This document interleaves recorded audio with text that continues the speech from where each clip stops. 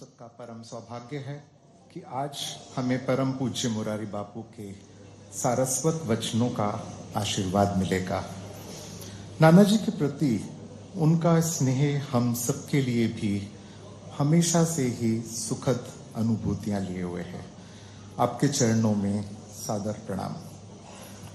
राष्ट्रश्री नाना जी को देश के महान संतों का सदैव आशीर्वाद मिलता रहा। आज हमें भी पूजनीय सेनाचार्य श्री अचलानंद जी महाराज का आशीर्वाद मिल रहा है। आपको भी सादर प्रणाम। इस देश को संतों के साथ साथ चाणक्य जैसे राजगुरुओं का भी मार्गदर्शन प्राप्त होता रहा है। हम सबका परम सौभाग्य है कि आज भारत के अप्रतिम गृह मंत्री आदरणीय श्री अमित शाह जी का सानिध्य हमें प्राप्त हो रहा है। संवेदनशीलता और दृढ़ता की अद्भुत मिसाल आदरणीय गृह मंत्री जी का संस्थान के साथ एक लंबा एसोसिएशन रहा है और आज भी हमें हमेशा उनका स्नेह मिलता रहता है। चित्रकूट की पावन धरती पर आपका भी हार्दिक अभिनंदन। देशानुकूल और युगानुकूल शासन व्यवस्था का समकालीन मॉडल प्रस्तुत करने वाले मध्य प्रदेश के सम्मान्य मुख्यमंत्री और हम सबके साथी डॉक्टर मोहन यादव जी का भी हार्दिक स्वागत। मंचासीन सभी महानुभावों को एक बार पुनः प्रणाम। सभागार में उपस्थित सभी आदरणीय सुधीजन व नाना जी के सपनों की ग्राम रचना करने वाले गांववासियों का भी हार्दिक अभिनंदन। हम सभी को सतत रूप से आशीर्वाद देने वाले और संस्थान की गतिविधियों में साथ रहने वाले, सम्मिलित रहने वाले, उसे आशीर्वाद देते रहने वाले संत वृंद के प्रति भी सादर, उनके चरणों में सादर प्रणाम। बीते 15 वर्षों से हम नाना जी की स्मृतियां संजोए हुए हैं और उनके पद चिन्हों पर चलने का प्रयास कर रहे हैं। 1968 में डीआरआई की स्थापना के पश्चात पहले तो एकात्म मानव दर्शन पर बौद्धिक चर्चा और फिर पंडित दीनदयाल उपाध्याय जी के इस मॉडल पर 1978 के बाद में उसी के आधार पर समग्र ग्राम विकास का बीड़ा जो नाना जी ने उठाया था, वे आज दुनिया के लिए एक अनुकरणीय नमूना बन चुका है। मोदी सरकार ने 2019 में इसको रिकॉग्नाइज करते हुए नाना जी को देश के सर्वोच्च नागरिक सम्मान भारत रत्न से विभूषित किया। नाना जी के बारे में अधिक तो हमें हमारे सम्मानीय अतिथियों से जानने को मिलेगा, इसलिए मैं उसको अभी दोहराना नहीं चाह रहा हूं। लेकिन भगवान राम की तपोभूमि चित्रकूट को नाना जी ने अपनी कर्म भूमि बनाया था। समग्र ग्राम विकास के अभिनव प्रयोग किए। सबका अधिष्ठान एक ही था, गांववासियों की पहल और उनकी सहभागिता। समाज जीवन के सभी पहलुओं और आयामों को हमारे सभी कार्यकर्ताओं ने यहाँ छूने का प्रयास किया है। आसपास के ग्रामवासियों की गजब की उन्होंने भी सहभागिता दिखाई है। नेतृत्व विकास के गुण उनमें खूब देखने को मिलते हैं। उनकी उद्यमशीलता, परंपराओं का निर्वहन करते हुए भी आधुनिक तकनीक को अपनाने की उनकी ललक, प्राकृतिक संसाधनों के प्रति उनका प्राकृतिक और भावनात्मक लगाव, ऐसे कुछ गुण हैं जो उन्होंने संस्थान के साथ काम करते करते सहज रूप से आत्मसात किए हैं। डीआरआई ने शिक्षा के क्षेत्र में जो अभिनव प्रयोग किए, उनका रिफ्लेक्शन हमें नेशनल एजुकेशन पॉलिसी में देखने को मिलता है। उसमें साफ तौर पर झलकता है। कृषि के क्षेत्र में दीनदयाल शोध संस्थान के जो आकार 4 कृषि विज्ञान केंद्र हैं, वो देश के लिए इस क्षेत्र के नए प्रतिमान गढ़ रहे हैं। इंटीग्रेटेड चिकित्सा की नाना जी की कल्पना आज पूरी दुनिया में प्रचलित हो रही है। पारंपरिक कारीगरी को प्रमोट करने की नाना जी की कल्पना को आदरणीय प्रधानमंत्री नरेंद्र मोदी जी ने एक राष्ट्रीय नीति और कार्यक्रम के रूप में देश के सम्मुख प्रस्तुत किया है। परंपराओं को संजोने के साथ साथ दीनदयाल रिसर्च इंस्टीट्यूट के कार्यकर्ता व विशेषज्ञ सस्टेनेबल डेवलपमेंट गोल्स के माध्यम से गांवों में अपने इंटरवेंशन के अद्भुत नमूने भी प्रस्तुत कर रहे हैं। लेकिन इन सब में सबसे महत्वपूर्ण है सामाजिक संस्कार और सहकारिता के गुण। हर वर्ष नाना जी की पुण्यतिथि पर जो भंडारा आयोजित होता है वह समाज की सहभागिता का अनूठा उदाहरण है। इस बरस भी एक मुट्ठी अनाज और कम से कम 1 रुपया ऐसा इकट्ठा करने के लिए हमारे कार्यकर्ताओं ने 156 लिए जो सशक्त बात देखी है, मैं अभिनंदन करता हूं। मध्य प्रदेश सरकार की ओर से आपका स्वागत करता हूं।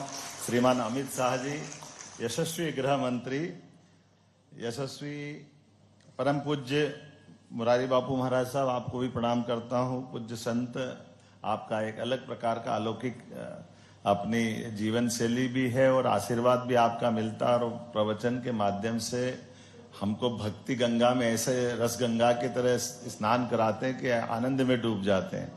सेनाचार्य परम पूज्य अचलानंद जी महाराज साहब, आपको प्रणाम करता हूं। मेरे साथ मंत्रिमंडल में उप मुख्यमंत्री श्रीमान राजेंद्र शुक्ला जी, श्रीमान निखिल मुंडले जी, कार्यकारी अध्यक्ष दीनदयाल संस्थान, माननीय मंत्री श्रीमती प्रतिमा बागरी जी, माननीय सांसद श्रीमान गणेश सिंह जी, माननीय सांसद और अध्यक्ष श्रीमान विष्णुदत्त शर्मा जी, अभी जिनने विस्तार से अपने संस्थान की सारी बातें रखी, श्रीमान अतुल जैन जी, प्रधान सचिव, सभी संत वृंद, माताएं बहनें, आमंत्रित अतिथिगण, जिस कारण से हम यहाँ हैं, ये कितना सुखद संयोग है। मैं अपने आप को धन्य मानता हूँ।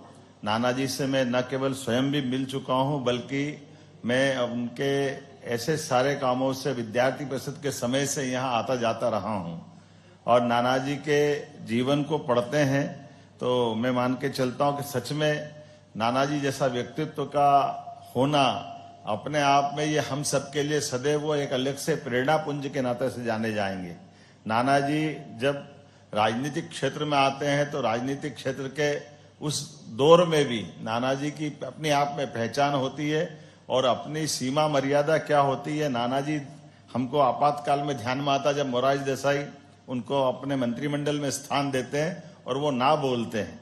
ये हमें उतना ही आनंद देता है जब हम उनको 1972 में दीनदयाल शोध संस्थान के माध्यम से नाना जी के नवाचार इतने प्रकार के हैं, इतनी तरह से है कि कितनी की बात करें। मुझे गर्व है कि आज इस पूरे विषय पे बात रखने के लिए यशस्वी माननीय गृह मंत्री जी हमारे बीच पधारे। मैं उनका वाकई सुनना भी चाहूंगा क्योंकि आप ये माननीय अमित जी का हमने एक रूप प्रशासनिक दक्षता का सरदार पटेल की याद दिलाने वाला देखा। हमारे लिए सौभाग्य की बात है वो अपना ये रूप अपने बीच में है, लेकिन विषयों पे खास करके ऐसे प्राचीन पुरातन और समकालीन ऐसे विषयों पर आपकी जो रुचि है, विक्रमादित्य हो, दुर्गादास महाराज हो, दुर्गादास जी का हम तो वीर शिरोमणि उनका बात हो, राजा भोज का काल हो, कोई विषय हो कि माननीय अमित शाह जी का वो रूप वास्तव में जो उनका अध्ययन का स्वभाव है, ऐसे में समझता हूं कि मैं जब बोलना जल्दबाजी हो जाएगी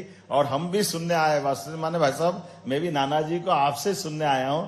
आपका जो विषय प्रस्तुतिकरण का अपने आप का रोचक अंदाज भी है, लेकिन तथ्य और विशाल विषय की गंभीरता भी है। मैं मान के चलता हूं गहराई से बात रखने के लिए मैं एक दो बात जरूर देखूंगा। जो नाना जी के छात्रावास के साथ जो कल्पना की गई कि जिनके अपने संतान नहीं है और वो उन बच्चों के साथ उनकी व्यवस्था में जोड़ते हैं, ये गांव के अंदर स्वावलंबन की कल्पना करते हैं कि गांव में ग्राम शिल्पी की भाव या ऐसे पिछड़े क्षेत्र में जो डकैतों से घिरा हुआ है, ऐसे में ये सेवा के काम का संकल्प करना। चित्रकूट वास्तव में, वैसे तो भाई साहब मेरी भी ससुराल रीवा है, लेकिन इस क्षेत्र में आने के लिए थोड़ा डर लगता था, लेकिन नाना जी ने संकल्प लेकर के इस पूरे तीर्थ धाम को जीवंत करने का काम किया। वाकई वो अद्भुत है। मैं पुनः अपनी ओर से आपका वंदन करता हूं, अभिनंदन करता हूं और ऐसी पुण्य आत्मा जिनको 15 वर्ष हो गए लेकिन आज भी जैसे अतुल जी ने बताया कि गांव से लोग निकल करके उनकी पुण्यतिथि मनाने के लिए अपनी भोग प्रसाद में अपनी भूमिका अदा करके धन्य हो रहे हैं। वाकई वो मानवनीय महामानव है। मैं यशस्वी प्रधानमंत्री श्रीमान नरेंद्र मोदी जी को धन्यवाद देता हूं। सच्चे अर्थों में भारत रत्न की उपाधि दे करके उन्होंने अपने नाना जी के उस व्यक्तित्व को समाज तो क्या दुनिया के सामने ला करके खड़ा किया। वाकई वो अद्भुत निर्णय था। मेरी अपनी ओर से पुनः वंदन अभिनंदन है। बहुत बहुत धन्यवाद। बहुत बहुत धन्यवाद, आभार माननीय मुख्यमंत्री जी। अब मैं आपके और सम्माननीय गृह मंत्री जी के बीच में ज्यादा समय नहीं लेते हुए माननीय गृह मंत्री जी से आग्रह करूंगा कि वो अपने उद्बोधन से हम लोगों को मार्गदर्शित करें। माननीय गृह मंत्री अमित भाई शाह जी।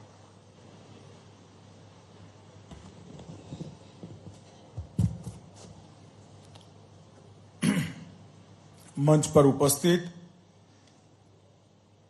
परम पूजनीय मुरारी बापू जी,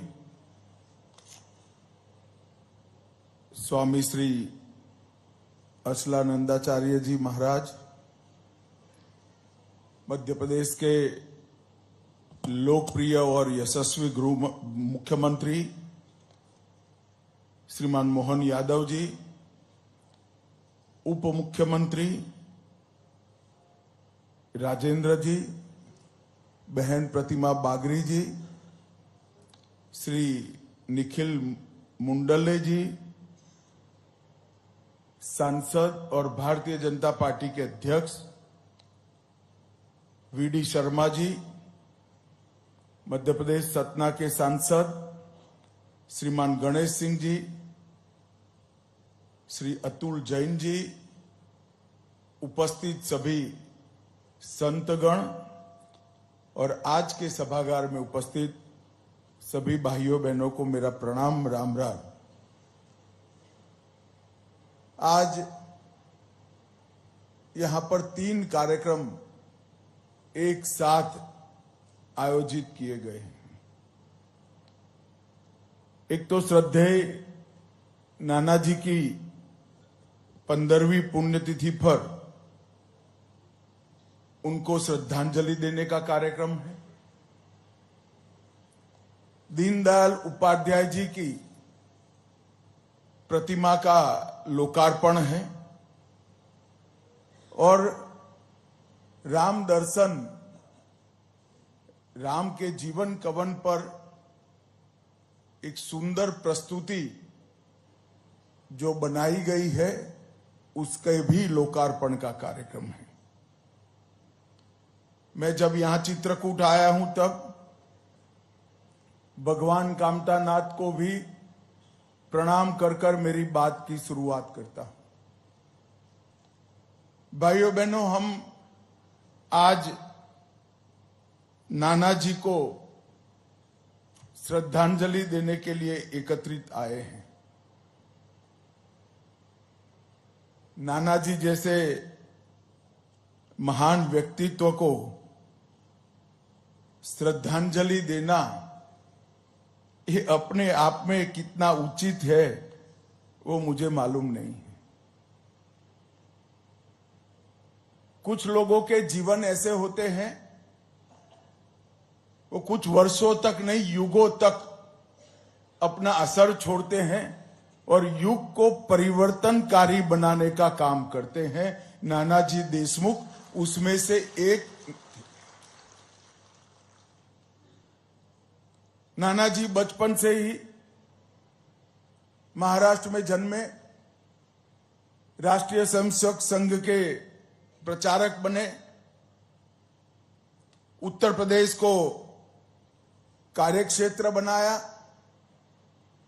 भारतीय जनसंघ के जनरल सेक्रेटरी बने, नेता बने और दीनदयाल जी के साथ रहकर उत्तर प्रदेश में जनसंघ की नींव डालने के लिए एक एक खंड प्रखंड तक प्रवास करने का काम नानाजी ने किया। बहुत लंबा जीवन जिए, शतायु हुए, मगर मैं निश्चित रूप से कह सकता हूं कि जीवन का क्षण क्षण और शरीर का कण कण दोनों भारत माता को अर्पित कर कर अपना शतायु का जीवन जिए। पूरे देश के राजनीतिक इतिहास में देखें तो राजनीति में रहते हुए भी अजात शत्रु दुनिया छोड़कर जाना बड़ा कठिन है। मैंने मेरे जीवन में नाना जी के लिए कोई गलत बात करते हुए किसी को नहीं सुना है, चाहे वो पक्ष का हो चाहे विपक्ष का। राजनीति में रहते हुए सर्व स्वीकृति लाना भी बड़ा कठिन है। राजनीतिक उद्देश्यों से भी विरोध करना पड़ता है, परंतु इतने लंबे जीवन में किसी ने नाना जी का विरोध करने का साहस नहीं किया, विरोध करना उचित भी नहीं माना। एक प्रकार से कला का क्षेत्र हो, साहित्य का क्षेत्र हो, उद्योग क्षेत्र हो, राजनीतिक क्षेत्र हो, सेवा का क्षेत्र हो, हर क्षेत्र के साथ संपर्क भी बनाया, वो क्षेत्र की स्वीकृति भी प्राप्त की और सम्मान भी प्राप्त किया। एक जीवन में इतना सारा करना मुझे लगता है बहुत कठिन है। और राजनीतिक क्षेत्र में तो विशेषकर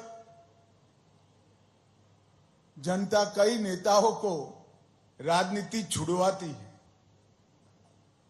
नाना जी ने केवल और केवल 60 की आयु में, जब जनता पार्टी अधिकार में थी, तब निर्णय किया कि 60 साल हो गए, बाकी का जीवन एकात्म मानववाद को जमीन पर उतारने के लिए व्यतीत करेंगे। वो राजनीति में भी जल कमलवत रहे। कोई बुराइयां अपने को छूने नहीं दी और पूरा जीवन बुराइयों को दूर करने के लिए प्रयत्नशील रहे।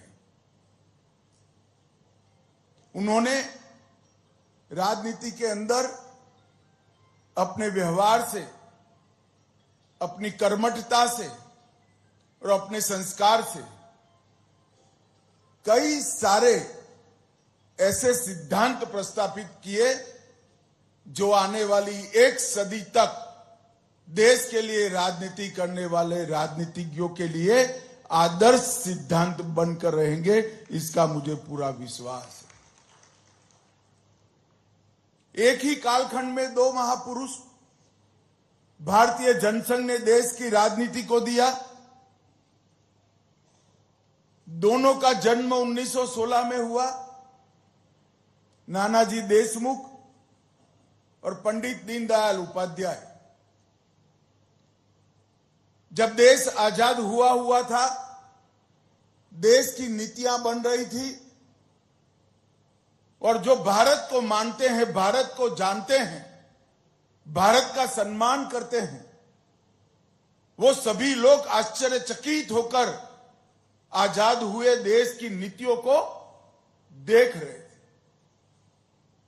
बड़े दुख के साथ देख रहे थे, बड़ी चिंता के साथ देख रहे थे, क्योंकि देश की विदेश नीति हो, देश की अर्थनीति हो, देश की कृषि नीति हो, देश की शिक्षा नीति हो, एक भी नीति में हमारे चिर पुरातन राष्ट्र की मिट्टी की सुगंध नहीं थी। पश्चिम से उठाए गए सिद्धांतों को हिंदीकरण कर नीति बनाने का संतोष जवाहरलाल नेहरू कांग्रेस की सरकार लेती थी। उस वक्त पंडित दीनदयाल जी ने एकात्म मानववाद इस सिद्धांत प्रस्तापित कर हमारा आर्थिक दर्शन कैसा हो, हमारा विदेश नीति कैसा हो और हमारा विश्व को देखने का, विश्व बंधुत्व के आधार पर हमारा नजरिया कैसा हो, वो सिद्धांत प्रस्तापित किया। और वो सिद्धांत आज भारत को सर्व विश्व में श्रेष्ठ बनाने की दिशा में आगे ले जा रहा है। भारत के विकास के मॉडल को पंडित दीनदयाल जी ने अंत्योदय के नाम से रखा। विकास की पंक्ति में जो अंतिम खड़ा है, जब तक इसका विकास नहीं होता, विकास कितना भी हो जाए उसके मायने नहीं रहते। अंतिम व्यक्ति का विकास ये राष्ट्र के विकास का परिचायक होना चाहिए, और विकास होना भी चाहिए, मगर विरासत को साथ में रखकर करना चाहिए। हमारा जो है उसको आगे बरकरार रखकर आगे बढ़कर विकास करना चाहिए। और ये दोनों सिद्धांत, मैं बड़ी बड़ी बात बता रहा हूं क्योंकि मैं नाना जी के रेफरेंस में बात कर रहा हूं। एकात्म मानववाद के दोनों चीजों को बहुत सारे लोग एक आदर्श विचार मानते थे, मगर मनोमन कहते थे, कुछ मुखर कर कहते थे, इसको जमीन पर कैसे उतारना, ये संभव ही नहीं। 50-60 करोड़ गरीब लोगों के विकास को एक साथ लेकर अगर राष्ट्र का विकास करने चलेंगे तो राष्ट्र ही तो दुनिया की सापेक्षता में पीछे पड़ जाएगा। ये यक्ष प्रश्न ये विचारधारा पर खड़े होते थे। और नाना जी ने जब राजनीति छोड़ा, तब ग्रामोत्थान के माध्यम से अंत्योदय के सिद्धांत को जमीन पर उतारने के लिए चित्रकूट को उन्होंने अपना कार्य क्षेत्र बनाया। और आज पीछे मुड़कर देखते हैं तो नाना जी ने किए हुए असंख्य प्रयोग, जो देखने में तो छोटे छोटे थे, मगर वो प्रयोगों ने भारत भर के गांव का दृश्य परिदृश्य बदलने का काम किया है।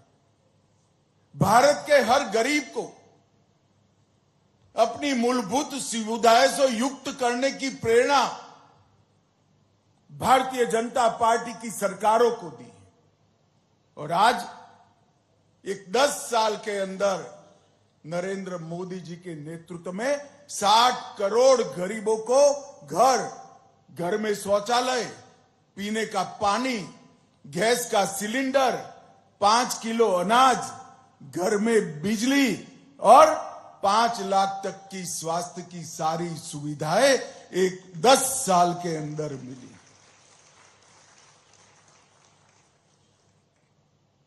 और ग्रामीण विकास का जो प्रकल्प नाना जी ने आगे बढ़ाया,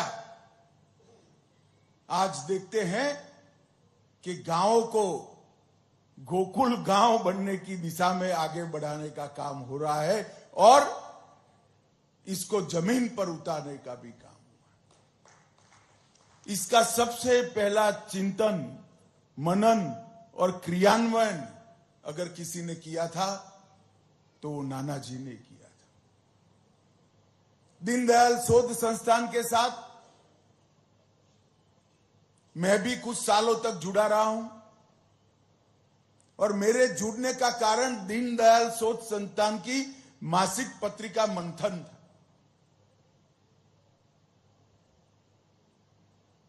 भारतीय जनता पार्टी और पूरे परिवार की विचारधारा को जितनी स्पष्टता से मंथन के अंदर व्याख्यायित किया गया, मैं मानता हूं वो मंथन भारतीय जनता पार्टी के कार्यकर्ताओं के लिए वेद और उपनिषद से जरा भी नीचा स्थान नहीं रखता। भारतीयता को बरकरार रखते हुए हमारी कृषि कैसी हो, भारतीयता को बरकरार रखते हुए आधुनिक से आधुनिक शिक्षा भारत में कैसे लाया जाए और भारतीयता को बरकरार रखते हुए वसुधैव कुटुंबकम के विचार को समग्र विश्व के अंदर कैसे प्रस्तापित किया जाए और अंत्योदय के आधार पर इस देश का विकास कैसे हो। कई सारी देश की समस्याओं को नानाजी के नेतृत्व में बने एक वैचारिक समूह ने मंथन के माध्यम से देश भर के राजनीतिक कार्यकर्ताओं के लिए रखने का काम किया। और आज भी मेरे जैसे लाखों कार्यकर्ताओं के लिए ढेर सारी पहेलियों का रेफरेंस बुक अगर कोई एक है तो वो पुराने मंथन के अंक है। इसके माध्यम से ही कई सारी समस्याओं का समाधान होता है। भाइयों बहनों, नानाजी कुशल संगठक थे। जब इंदिरा गांधी जी ने देश में आपातकाल लगाया, लोकतंत्र पर और लोगों की स्वतंत्रता पर कुठाराघात किया, ढेर सारा विपक्ष बिखरा बिखरा था, मगर जन चेतना थी, जन चेतना जागरूक हो गई थी। 19 महीनों के बड़े संघर्ष ने लोगों को डिक्टेटरशिप के खिलाफ खड़ा कर दिया था। लोग जनतंत्र को, लोकतंत्र को बचाना चाहते थे। चुनाव हुआ, इंदिरा जी का घोर पराजय हुआ, लोकतंत्र की विजय हुई। दुनिया भर के राजनीतिक पंडित सोच रहे थे कि अब क्या होगा, ये सब बिखर जाएंगे, मगर जेपी के साथ रहकर नानाजी उन चुनिंदा नेताओं में थे जिन्होंने जनता पार्टी की रचना में बहुत बड़ी भूमिका अदा की और एक पहली गैर कांग्रेसी सरकार इस देश में अस्तित्व में आई और लोकतंत्र आगे बढ़ गया। कई बार एक छोटा सा काम देश को बहुत बड़े संकट से बचा लेता है। जनता पार्टी की रचना के वक्त मैंने कई वरिष्ठ जनसंघ के नेताओं से सुना था, आज भी कह रहे हैं कि जब जनसंघ का विलय जनता पार्टी में हुआ, ढेर सारे लोग अपने युवा बेटे की मृत्यु जितना शोक कर रहे थे, मगर उस वक्त नानाजी ने दल नहीं, राष्ट्र प्रथम का निर्णय और राष्ट्र प्रथम का सिद्धांत प्रस्तावित कर जनता पार्टी बनाने का काम किया। और उसके बाद से आज तक किसी की हिम्मत नहीं है कि आपातकाल लगाए। वो जो उदाहरण प्रस्तावित हुआ, वो उदाहरण ने देश के लोकतंत्र को एक बहुत बड़ी ताकत देने का काम किया।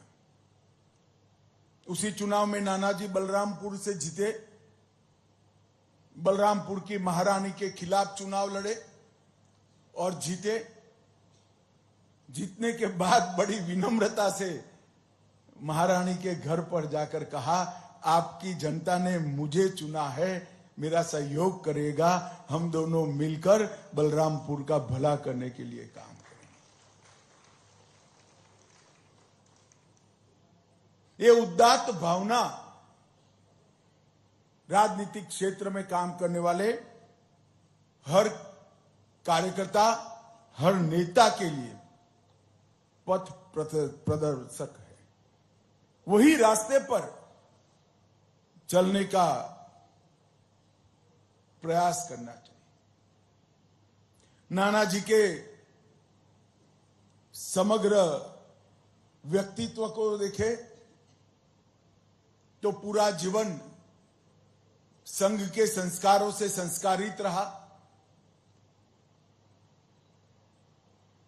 इसके साथ साथ तिलक महाराज का राष्ट्रवाद और गांधी जी का ग्राम स्वराज, ये तीनों का अद्भुत मेल अगर किसी एक व्यक्ति में देखने को मिलता है तो वो व्यक्ति का नाम नानाजी देशमुख है।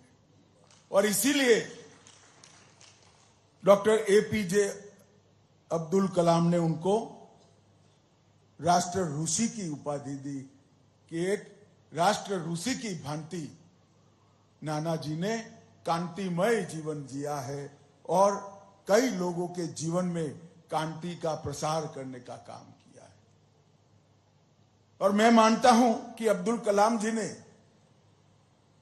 ठीक ही उपाधि दी थी और जैसे ही पूर्ण बहुमत की भारतीय जनता पार्टी की सरकार बनी, जरा भी देर करे बगैर नरेंद्र मोदी जी ने नाना जी को भारत रत्न की उपाधि देने का भी कहा। कई बड़े बड़े व्यक्ति बड़ी उपाधि से अलंकृत होते हैं और कई ऐसे व्यक्ति होते हैं जिनकी प्रसिद्धि ज्यादा नहीं होती, मगर उपाधि उनको मिलने से उपाधि अलंकृत होती है। वो नाना जी उसमें से एक। मैंने नजदीक से नाना जी को देखा है, जिन्होंने नहीं देखा है उसको ये सारी चीजें समझना बड़ा कठिन है। आज की राजनीति में कहीं स्टेज पर स्थान एक की जगह 2 नंबर का मिल जाए और फोटो में बीच में कोई आ जाए तो भी सुबह सुबह अखबार देखकर मन खट्टा हो जाता है। स्वयं राजनीति छोड़कर 60 साल से 100 साल के 40 साल का सुदीर्घ काल तिल की तरह अपने आप को घिसते घिसते घिसते राष्ट्र की सेवा में लगाना, ये उत्कृष्ट राष्ट्रभक्ति, कभी न खत्म होने वाली राष्ट्रभक्ति हो तभी हो सकता है। और वो नाना जी ने कर कर दिखाया है। आज हजारों की संख्या में सरस्वती शिशु मंदिर ढेर सारे बच्चों के जीवन में शिक्षा और संस्कार दोनों देने का काम करे। बहुत कम लोगों को मालूम होगा कि गोरखपुर में सबसे पहला सरस्वती शिशु मंदिर सम्मानीय नाना जी ने बनाया था और वो नींव आज एक बहुत बड़ी वटवृक्ष बन चुकी। और नाना जी ने पूरा जीवन सांस्कृतिक राष्ट्रवाद को चरितार्थ करने के लिए, लोकप्रिय करने के लिए किया। और मित्रों, आज हम सब नाना जी की ही कर्मभूमि चित्रकूट धाम में, जिस भूमि को प्रभु श्री राम और गोस्वामी तुलसीदास जी ने पावन किया, इस भूमि पर आज नाना जी को श्रद्धांजलि दे रहे हैं। आज यहां पर मैं दीनदयाल शोध संस्थान को बहुत बहुत साधुवाद इसलिए देना चाहता हूं कि आज उन्होंने यहां पर डॉक्टर दीनदयाल उपाध्याय जी का भी मूर्ति प्रस्थापित करने का काम किया। जैसा मैंने पहले कहा, काफी लोग चिंतित थे, उद्वेलित भी थे, दुखी भी थे, दुख से भी आगे विषाद में थे कि देश किस ओर चल पड़ा और बहुत बड़ी गलती हो जाएगी। उस वक्त भारतीय जनसंघ के संस्थापक सदस्यों में से एक दीनदयाल जी थे। इन्होंने नेता के आधार पर चलने वाली पार्टी नहीं, संगठन के आधार पर चलने वाली पार्टी की कल्पना रखी। और राजनीति का आधार अपनी पार्टी का विस्तार नहीं हो सकता है, अपनी विचारधारा हो सकती है जो देश को आगे बढ़ाने का काम करती। वो भारतीय जनसंघ की स्थापना में दीनदयाल जी का बहुत बड़ा योगदान रहा। उन्होंने हमारे सारे सिद्धांतों को, हमारे सारे विचारों को आकार देने का काम किया। एकात्म मानववाद का सृजन किया और व्यक्ति से समष्टि तक की पूरी यात्रा को इसके अंदर समाहित किया और एक पूर्ण दर्शन राष्ट्र के विकास का, समाज के विकास का और व्यक्ति के विकास का हम सब के लिए छोड़ कर गए। और दीनदयाल जी ने श्यामा प्रसाद मुखर्जी जी के साथ रहकर बोया हुआ वो बीज आज बहुत बड़ा वटवृक्ष बना है और विश्व की सबसे बड़ी पार्टी बनकर भारत को समग्र विश्व में हमारे ज्ञान को, हमारी संस्कृति को, हमारी परंपराओं को प्रस्थापित करने का काम कर रहा है। आज मैं जब यहां आया हूं तब ये चित्रकूट धाम सब भारतवासियों के लिए श्रद्धा का केंद्र है। प्रभु श्री राम ने सबसे ज्यादा समय अपने वनवास में कहीं बिताया तो यहीं बिताया। यहां कामता नाथ स्वयं विराजमान है। महर्षि भारद्वाज, वाल्मीकि, अत्रि, कुछ समय अगस्त्य भी, ये सब ने इस ऊर्जावान भूमि पर रहकर विश्व कल्याण के लिए चिंतन किया है। आज उसी भूमि पर, नाना जी की कर्म भूमि पर मैं नाना जी को श्रद्धांजलि देने आया हूं और दीनदयाल जी की जो प्रतिमा प्रस्थापित की है, दीनदयाल जी के प्रति भी मेरा सम्मान व्यक्त करने आया हूं। आज हम सब नाना जी के पूरे जीवन कार्य को श्रद्धांजलि देने के लिए एकत्रित हुए हैं। मुझे पूरा विश्वास है कि बहुत लंबे समय तक नाना जी और दीनदयाल जी ने अपने काम का संदेश, अपने विचारों का संदेश और हमारे सिद्धांतों को जो आकार देने का काम किया है, वो न केवल भारतीय जनता पार्टी, राजनीति में काम करने वाले हर कार्यकर्ता का मार्गदर्शन करते रहेंगे।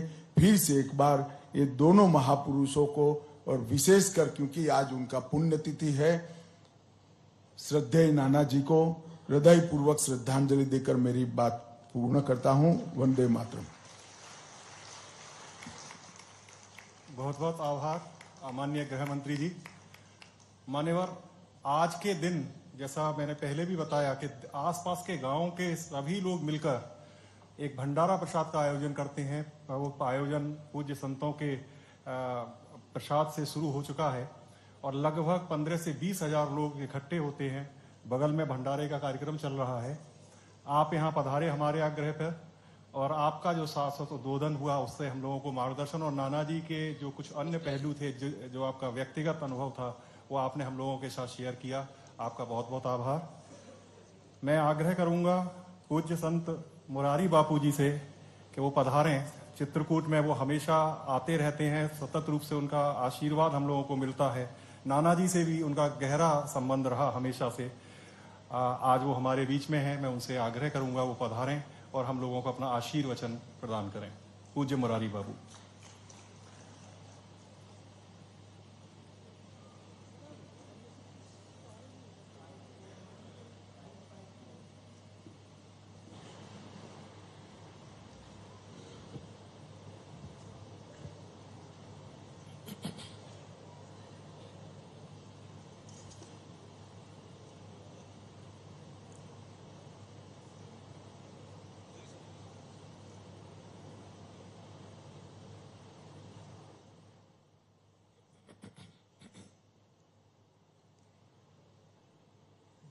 श्रीरामचंद्रं शरणं प्रपद्ये। श्रीरामदूत